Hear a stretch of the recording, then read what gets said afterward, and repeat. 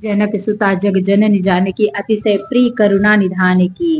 जय माता दी। मैं शांभवी ज्योति समाधान चैनल आप सभी के बीच उपस्थित हुए हैं और आज बात करेंगे हम विवाह पंचमी के। हिंदू धर्म के महत्वपूर्ण पर्वों में से ये एक है।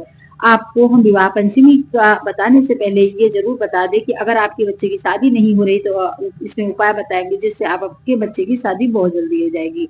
दूसरी बात ये है, अगर पति पत्नी के बीच मधुरता नहीं है, कलह का वातावरण है, तो उसमें भी आप सभी की मधुरता आएगी। इसलिए आप इस वीडियो को अंत तक जरूर सुनें।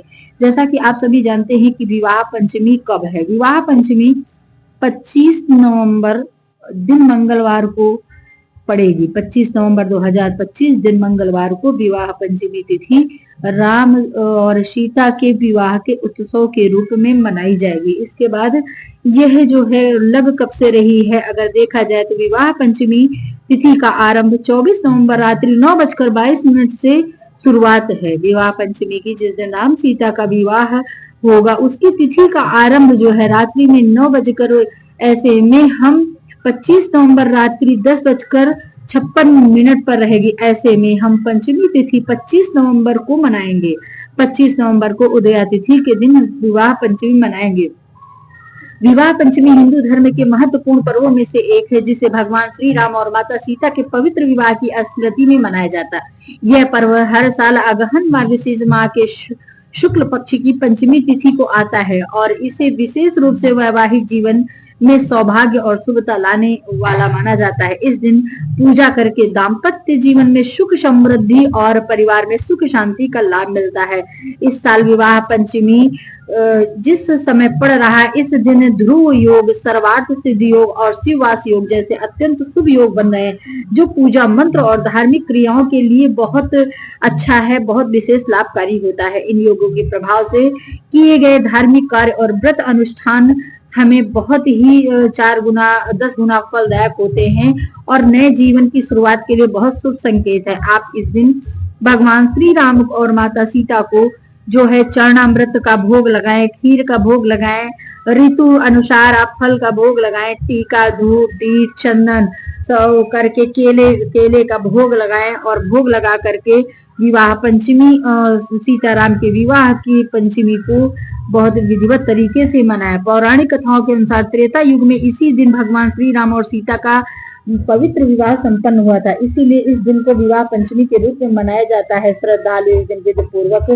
पूजा करते हैं। ऐसा नहीं है कि यह उत्सव केवल भारत के या अयोध्या में, बल्कि नेपाल के जनकपुर में भी विवाह पंचमी महोत्सव के रूप में बड़े उल्लास से श्रद्धा के साथ मनाया जाता है। धार्मिक मान्यता अनुसार विवाह पंचमी एक अत्यंत महत्वपूर्ण तिथि है, जो न केवल विवाह के लिए शुभ मानी जाती है, बल्कि यह प्रेम, सौहार्द और सामंजस्य के लिए मानी जाती है।